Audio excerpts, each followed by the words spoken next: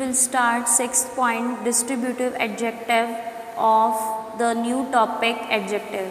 बेटा हमने previous video में फर्स्ट 5 पॉइंट्स हमने करे थे एडजेक्टिव के, काइंड करे थे। आज हम करेंगे sixth point distributive adjective. Means an adjective use to refer to each and every person और thing separately is known as distributive adjective. Means ऐसा एडजेक्टिव जो कि यूज़ किया जाता है ईच एंड एवरी पर्सन के लिए और थिंग के लिए, मतलब हर एक पर्सन को लेना है और हर एक चीज़ को लेना है, किसी को भी हम यहाँ छोड़ के नहीं चलेंगे। हर एक person, each and every means हर एक पर्सन को, ठीक है, और हर एक थिंग को। अगर पर्सन के बारे में बात हो रही है तो उन सबको भी काउंट करना है, और अगर थिंग के बारे में बात कर रहे हैं तो उन सबको भी लेके चलना है, ठीक है। सेपरेटली मीन्स अलग लेके, is known as distributive adjective. Example each, every, either, neither, any, none, both. These are the words of distributive adjective.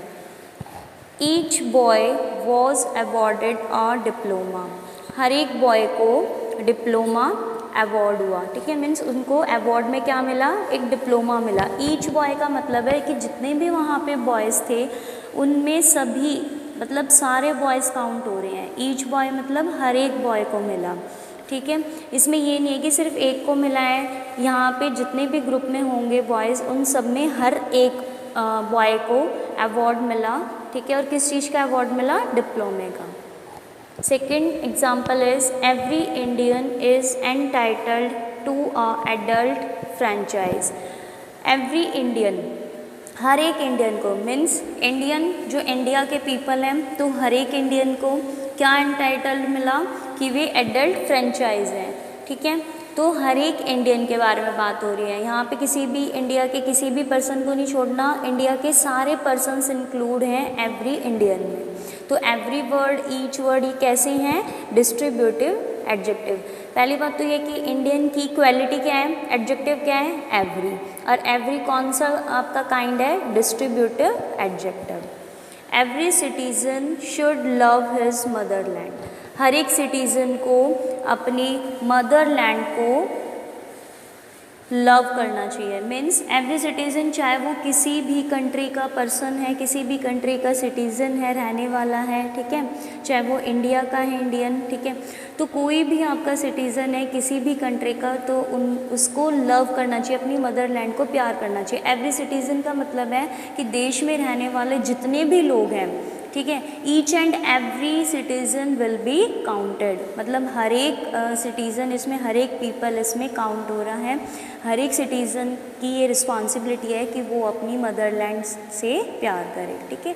तो every word is a distributive adjective. Neither party has got majority in the recent election. किसी भी party को majority नहीं मिली, जो अभी अभी recently जो election हुए थे उसमें कोई भी मेजर, यहाँ पे किसी भी मेजर पार्टी को, इसमें किसी को भी, कोई भी आगे नहीं आ पाया, जिन्होंने भी पार्टिसिपेशन किया था किसी को भी प्रायोरिटी नहीं मिली, ठीक है। तो यहाँ पे पार्टी का एडजेक्टिव क्या है, नीदर। और नीदर कैसा एडजेक्टिव है, डिस्ट्रीब्यूटिव एडजेक्टिव। मतलब जितने भी पार्टी, जिन्होंने भी इलेक्शन में खड़े हुए थे, अलग अलग पार्टी के लोग, तो उसमें से किसी भी पार्टी को, ठीक है, किसी भी पार्टी को मेजॉरिटी नहीं मिली, मीन्स उनको प्रायोरिटी नहीं मिली, सारे के सारे इलेक्शन हार गए। तो यहाँ पे जो नीदर वर्ड है ये हो जाएगा आपका डिस्ट्रीब्यूटिव एडजेक्टिव। तो समझ में आया कि डिस्ट्रीब्यूटिव एडजेक्टिव क्या है। डिस्ट्रीब्यूटिव का मतलब है जिसमें हर एक के बारे में बात हो रही है। आपको देखने से लगेगा कि एक पर्सन के बारे में बात हो रही है या सभी के बारे में बात हो रही है, लेकिन ईच और एवरी का मतलब है each, every, either, neither, any, none, both. इनका मतलब है कि जितने भी पर्सन वहाँ पे मौजूद हैं, ठीक है, जितने भी पर्सन वहाँ पे हैं, वो ग्रुप में बैठे हैं या एक क्लास में बैठे हैं, ठीक है, तो वो सारे पर्सन इंक्लूड होंगे। सभी पर्सन को कोई भी चीज़ अगर हम दे रहे हैं तो हर एक पर्सन को सेपरेटली चीज़ें मिलेंगी। हर एक, जैसे मान लो किसी बच्चे का बर्थडे होता है क्लास में, ठीक है, तो वो बच्चा क्या करता है, जैसे मान लो 40 स्टूडेंट्स की क्लास है, तो जिस बच्चे का बर्थडे होगा वो 40 के 40 स्टूडेंट्स को टॉफ़ीज़ डिस्ट्रीब्यूट करेगा, ठीक है, तो उसमें हर एक बच्चा इंक्लूड होगा, कोई भी बच्चा रहेगा नहीं, ठीक है, हर एक बच्चे को वो टॉफ़ी देगा, तो इसका मतलब क्या है, ईच एंड एवरी, ठीक है, each and every students gate toffees. तो यहाँ पे ये जो सारे वर्ड्स हैं ये डिनोट करते हैं कि ये आपका डिस्ट्रीब्यूटिव एडजेक्टिव है, ठीक है। डिस्ट्रीब्यूटिव से ही पता चल रहा है, मतलब कुछ डिस्ट्रीब्यूट कर रहे हो, बांट रहे हो, ठीक है, जो हर एक चीज़ है वो हर एक स्टूडेंट में या हर एक बॉय में या हर एक पर्सन में बांटी जा रही है, या किसी को भी नहीं मिल रही है, नन ऑफ दिस, ठीक है। तो ये जो सारे वर्ड्स हैं इनको याद रखना, ये आपके डिस्ट्रीब्यूटिव एडजेक्टिव को डिनोट करते हैं। Okay, next 7th is possessive adjective. Possessive का मतलब क्या होता है? पोसेसिव का मतलब होता है पोसेशन, मीन्स जो हमारे पास है, जो चीज़ हमारी है, जो पर्सन हमारा है, अपना है, या किसी से हमारा रिलेशन है, पोसेशन होना, ठीक है। Ownership, an adjective used to talk about ownership or possession is known as possessive adjective। ऐसा एडजेक्टिव जो कि बात करता है ऑनरशिप की और पोसेशन की, मतलब ऑनरशिप मतलब कि उसके पास उसका ऑनर है, ठीक है, मतलब वो मालिक है उसका, ठीक है, जैसे उसका अधिकार है, ठीक है। ऑनरशिप का मतलब कि आपका अधिकार है किसी चीज़ के ऊपर, जैसे आपके पास पेन है, पेंसिल है, वो आपके हैं। जैसे आपका कोई ब्रदर है, ठीक है, वो आपका ही है, वो किसी और का नहीं हो सकता। आपके पेरेंट्स आपके होंगे, वो किसी और के नहीं हो सकते, ठीक है। तो ऑनरशिप या पोसेशन की बात होती है तो वो हो जाता है आपका possessive adjective. Example, my, your, our, his, her, its, their. These are the words of possessive adjective, means my मेरा, your तुम्हारा, our हमारा, his उसका, किसी बॉय के लिए his और गर्ल के लिए her, its जो भी आपकी नॉन लिविंग थिंग्स हैं या बर्ड्स हैं, एनिमल्स हैं, देयर बहुत सारे लोग हैं उनके लिए बोला जा रहा है, उनका, ठीक है। ये जो वर्ड्स हैं ये डिनोट करते हैं पोसेशन को, ऑनर को, ठीक है। My mother is a teacher, मेरी माँ टीचर है, मीन्स मेरी मदर, ठीक है। तो मेरी मदर मीन्स मैं अपनी माँ के बारे में बात कर रहा हूँ, दुनिया की सारी मदर्स के बारे में बात नहीं कर रहा, सिर्फ मैं अपनी माँ के बारे में बात कर रहा हूँ, ओके। तो इसीलिए ये क्या है यहाँ पे, मेरा मेरी मदर से रिलेशन है, पोसेशन है, ठीक है। तो यहाँ पे माई जो वर्ड है ये डिनोट करता है पोसेशन को, तो ये हो जाएगा possessive adjective, okay. Your mother is a doctor, तुम्हारी माँ डॉक्टर है, मीन्स उसी की माँ डॉक्टर है, सिर्फ ये नहीं कि सारी माँ जो है वो डॉक्टर्स हैं, तो सिर्फ उसी की माँ जिसकी भी हम बात कर रहे हैं, तो योर यहाँ पे हो गया आपका possessive adjective. Our country is India, हमारी कंट्री का नाम इंडिया, किसी और कंट्री का नाम तो इंडिया नहीं है, सिर्फ हमारी ही देश की कंट्री का नाम क्या है, हमारे देश का नाम क्या है, इंडिया है, ठीक है। तो इसमें जो आर वर्ड है ये भी आपका हो जाएगा पोसेसिव एडजेक्टिव। हिज वेल्थ, उसकी वेल्थ, वॉज लॉस्ट, उसकी जो वेल्थ है, मीन्स इसमें आप आइडिया लगा सकते हो कि उसके पास बहुत ज़्यादा वो रिच है या उसके हेल्थ वेल्थ सब कुछ है उसके पास, तो उसकी जो वेल्थ है वो खो गई है, लॉस्ट हो गई है। तो हिज वर्ड जो है ये भी आपका पोसेशन को डिनोट करता है, that's why this is called possessive adjective. All their daughters were married last year, उनकी सारी बेटियों की शादी पिछले साल हुई है, ठीक है। तो ऑल देयर डॉटर्स मीन्स उन्हीं की सारी डॉटर्स की, ठीक है, सिर्फ उनकी बात कर रही है। तो all their daughters means all यहाँ पे वर्ड पोसेशन को डिनोट कर रहा है, that's why it is called a possessive adjective, ठीक है। पोसेशन मीन्स ऑनरशिप के बारे में बात होगी। ऑनरशिप में आपके वर्ड्स आएंगे my, your, our, his, her, its और देयर, ओके।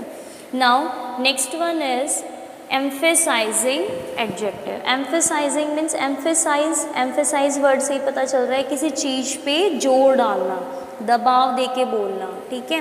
emphasize कर रहे हैं, उस पर हम प्रेशर डाल रहे हैं, ऐसा adjective। an adjective used to emphasize a noun, मतलब कि ऐसा adjective जो कि एक noun को emphasize करे, एक noun पे प्रेशर डाले, एक नाउन पे दबाव बनाए अपना, ठीक है, वो होता है आपका emphasizing adjective. Example, on, very, इसमें ज़्यादातर आपके कौन से वर्ड यूज़ होते हैं, ऑन और वेरी वर्ड। एग्जाम्पल देखिए फिर आपको समझ आएगा।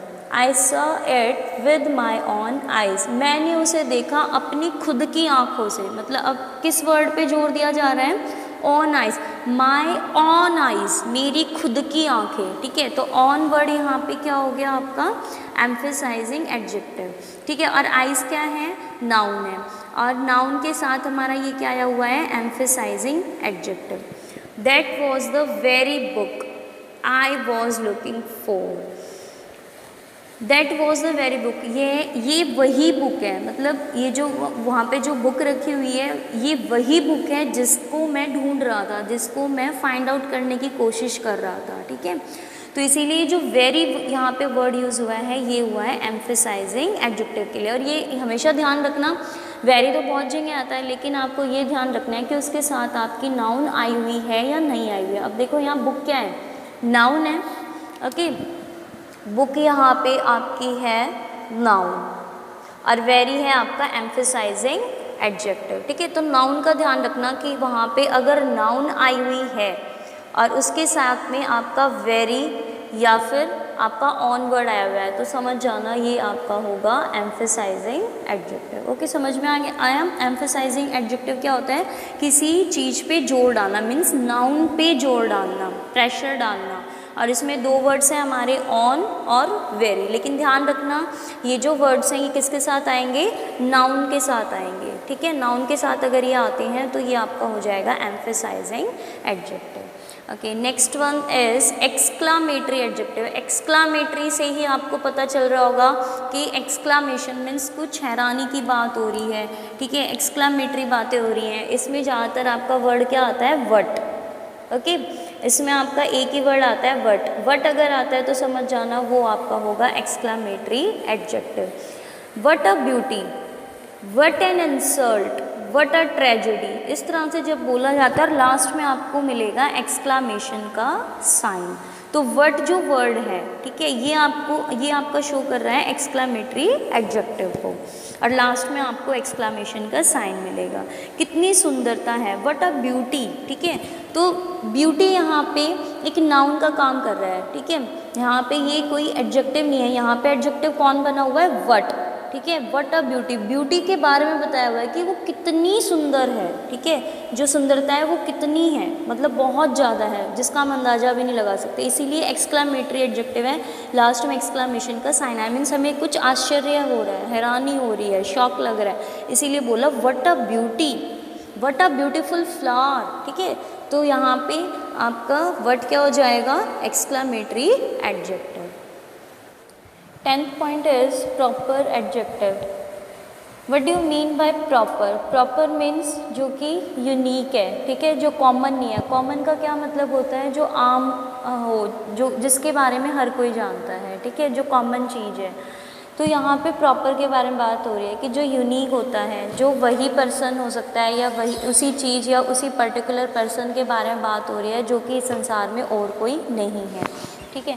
N adjective derived from a proper name is known as proper adjective. ऐसा एडजेक्टिव जो कि प्रॉपर नेम से डिराइव्ड हो रहा है, जो कि प्रॉपर नेम से लिया जा रहा है, ठीक है, वो होता है आपका proper adjective. For example Indian army, army कैसी, इंडिया की, ठीक है। तो मीन्स यहाँ पे सिर्फ इंडिया की आर्मी के बारे में बात हो रही है, किसी और कंट्री की आर्मी के बारे में बात नहीं हो रही, ठीक है।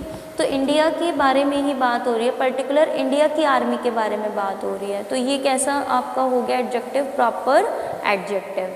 American president, American president means America का प्रेसिडेंट, प्रेसिडेंट कहाँ का, अमेरिका का, किसी और देश के प्रेसिडेंट के बारे में बात नहीं हो रही, सिर्फ अमेरिका के प्रेसिडेंट के बारे में बात हो रही है। तो ये क्या है, ये भी यूनिक है। तो अमेरिकन यहाँ पे हो गया प्रॉपर एडजेक्टिव।